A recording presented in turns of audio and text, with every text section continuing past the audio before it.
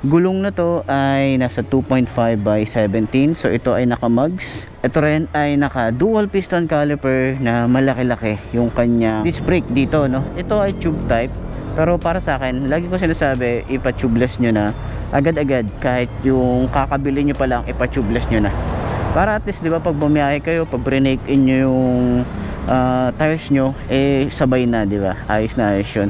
So sa kanyang front fender, medyo makapal yung ginamit na plastic dito, and then mahaba rin yung kanyang extension dito, so hindi naman siya tatama, may clearance pa naman, no, para dito sa kanyang araro, no, or sa skid plate. Tsaka maganda yung bracket nito, hindi siya yung basta umuuga, kasi meron siyang bakal dito. Yung chassis niya, papansin natin, makapal-kapal. Tsaka ito ay carburetor. So napansin ko rin dito ay yung makina neto is parang katulad nung sa mga macho 150, parang yun yung napansin natin. Tsaka yung kulay niya mismo is kulay gray, di ba? Yun yung napansin natin, kasi pag sa 125 black, tapos sa 150 gray, then pag 175 brown, di ba? Yun yung kulay nila, mapapansin nyo yun. So ayan, dito naman open to para sa kanyang aerodynamics, and then yung kanyang mga decals na gusto ko rito, kasi minimalist lang, hindi siya mukhang makalat, talagang ayos yung pagkaka decals niya, di ba?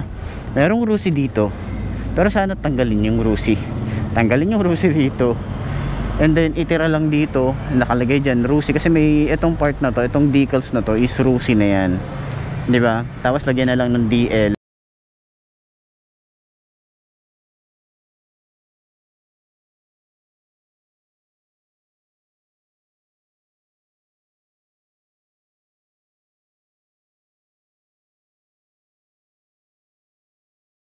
Yung ano niya, mga neon color niya rito, tsaka bumagay mismo dun sa kulay black, di ba? So ayan, yung kanyang makina 150cc, maganda yung kulay, matte finish, then meron pa rin naman tong kickstart, eto glossy, yan. Tsaka hindi naman siya ganun ka stylish, simple lang siya. And then yung mga chassis niya rito, yung pagkakadugtong, pagkaka-welding dito, maayos na maayos. Rear brake pedal, makapal yung kanya ginamit na metal dito, sobrang kapal talaga, hanggang dito yan, no?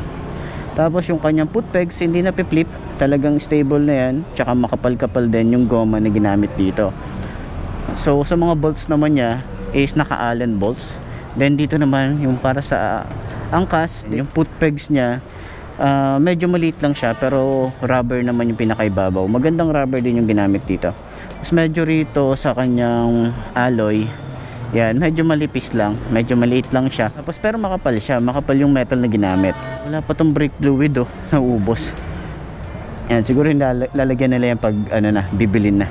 So Euro 3 na rin to. Tsaka nagustuhan ko rito yung kanyang exhaust, talagang patayo, hindi siya yung pahiga lang na ganon, no? Talagang makikita mo rito yung macho nung datingan, nung dito sa rear view niya, di ba? So ayan, ito stainless naman to.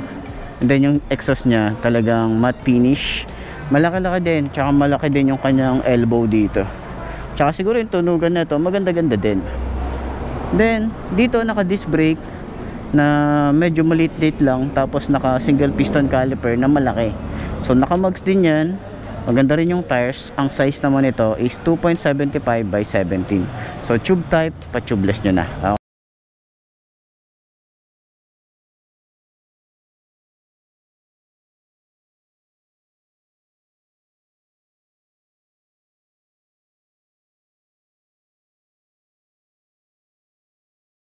Sa side, tingnan nyo naman, ito yung decals nya, yung DL150. Tapos itong rusi na to, hindi nyo mapapansin na rusi yung base sa kanya, pero pag tinitigan nyo mabuti, rusi yung nakalagay sa kanya. So sa grab bar nya, mapapansin natin dito parang meron siyang pagka carbon fiber. Tapos yung kanya taillight is halogen bulb, pero yung kanya signal light dito is LED na yan. So may reflector, medyo manipis lang yung kanyang rear fender dito, pero flexible yan, no? Hindi siya malapad, kaya yung putik dito talagang medyo hindi niya talaga masasalo. So dito naman yung lagay ng plate is plastic yan. So para sa akin, lagyan nyo ng bracket na bakal para at least, diba, doble yung suporta natin. Dito naman sa gilid, meron siyang susian para ma-open natin yung upuan. So in-open ko na yan kanina kasi nabigyan na natin ng B-roll to. So meron din tong chain cover, yan, flexible din siya, tapos makapal-kapal din yung ginamit dito na plastic. So ang size ng kanyang sprocket dito ay 41. Yeah. Yung swing arm niya maganda-ganda rin, matte finish naman to, na may pagka-glossy. Ayan, glossy pala siya, akala ko matte finish. Meron siya mga glittery effect, tapos may nakalagay dito RFI. Yan, siguro yung ano niya, supplier niya, no? So dito naman yung kanyang center stand, side stand, makapal-kapal yung metal na ginamit dito. Gusto ko yung kapal niya, yung haba niya, yung clearance niya pag naka center stand, di ba? Mataas-taas din siya. So sana talaga is may bigyan pansin din na yung mga underbow na ganito is malagyan na rin ng kill switch, di ba, sa side stand. Laking tulong nun para doon sa mga makakalimutin, di ba? Yung bigla na lang haharurot, di ba? Para at least pag nag-start sila, hindi magi-start pero naka-kill switch kasi sila, di ba? Ganun lang naman.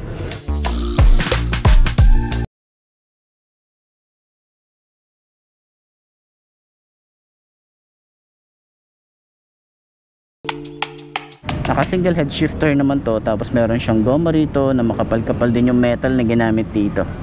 So yung kanyang foot pegs, ganyan yung itsura. Yan, sa upuan, makapal-kapal yung ginamit dito na foam, tapos yung kanyang leather na ginamit dito, maganda kasi looks premium siya, di ba? Then ano naman siya, medyo pasubsob lang ng konti dahil nga kasi naka center stand siya, pero pag nakababa naman siya, medyo pantay lang din dun sa kanyang handlebar.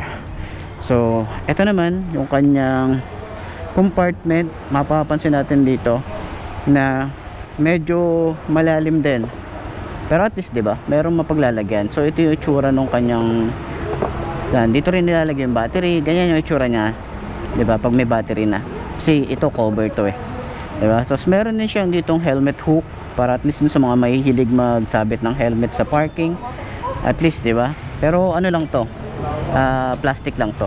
Tapos ito naman yung kanyang fuel tank is nasa 4 liters, mga ganun. Pero may nakita ako last time 2.9 lang, so nagtataka ako dun, kaya mali siguro yun. Pero ayun nga, sana ma-improve nila rito na malagyan ng cover, di ba? Tapos ito naman yung ginamit na plastic dito. Yan. So dito naman naka-upright position siya. Yan, yung kanyang handlebar, maganda yung kanyang finish dito, yung kanyang mga bolts na ginamit, and then yung mga switches niya rito, looks premium naman, magandang klase, di ba? Sa kabila is electric starter lang. So dito, high and low, and headlight. So wala tong park light, diretso headlight na siya. Tapos may off lang siya. Then signal light, busina, and then choke. Yun.